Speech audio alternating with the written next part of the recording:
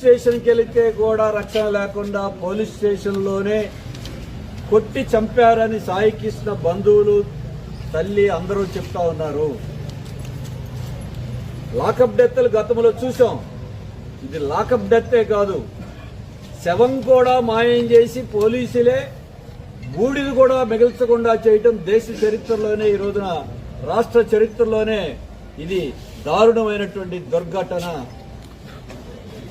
ఇది ఒకటి కాదు, ఇప్పుడు క్రాంతి కుమార్ ఆత్మహత్యకి కూడా కృష్ణలంక పోలీసులు, విజయవాడ పోలీసులు, రాష్ట్ర పోలీసులే కారణమని ఈరోజు వచ్చినటువంటి సెల్ఫీ రుజువు చేస్తా ఉంది. మరి ఇంత దారుణానికి పాల్పడతా ఉంటే 40 రోజుల పైనుండి ప్రభుత్వానికి తెలియదా? పోలీసు ఉన్నతాధికారులకి తెలియదా?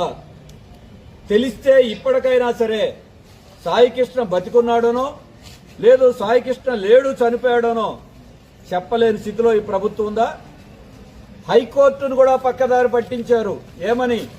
మేము ఇంకా 29వ తారీఖులో లోపు ప్రొడ్యూస్ చేస్తామని. ఒకవైపున కుటుంబ సభ్యులందరూ చంపేశారని చెప్తున్నారు. మరి ఈ రోజున మేము హైకోర్టుకు అప్పగిస్తామని చెప్తున్నారు. రాష్ట్ర ప్రజలను తప్పుదారి పట్టించి, హైకోర్టుని తప్పుదారి పట్టించి మీరు ఏం చేయదలుచుకున్నారని అడుగుతున్నాం. పత్రికల్లో వచ్చిన వార్తల ప్రకారం చూస్తే సింగపూర్ నుంచి చంద్రబాబు నాయుడు గారు రాగానే ఆగ్రహం వ్యక్తం చేశారు. ఎవరి మీద ఆగ్రహం వ్యక్తం చేశారు? దేనికి ఆగ్రహం వ్యక్తం చేశారు? చంపారని మేము నిర్ధారించుకుని ఆగ్రహం వ్యక్తం చేశారా? లేదు, సస్పెండ్ చేశామని ముఖ్యమంత్రి గారు ఆదేశాలు, డిప్యూటీ ముఖ్యమంత్రి గారు కలిసి ఆదేశాలు ఇచ్చారన్నారు. ఓకే, సస్పెన్షన్ దేనికి చేశారు? చంపినందుకేనా?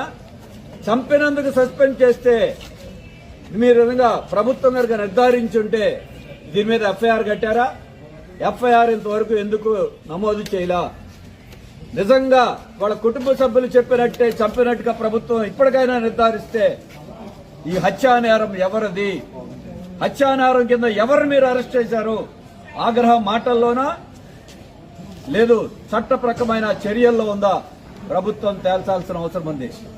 అందుకే ఈ సమస్యని 40 రోజుల నుండి బయటికి రాకుండా కప్పిపుచ్చటంలో ప్రభుత్వము, పోలీసు ఉన్నతాధికారులు బిజీగా ఉన్నారు తప్ప కుటుంబానికి న్యాయం చేయటం మీద మాత్రం చిత్తశుద్ధి లేదు.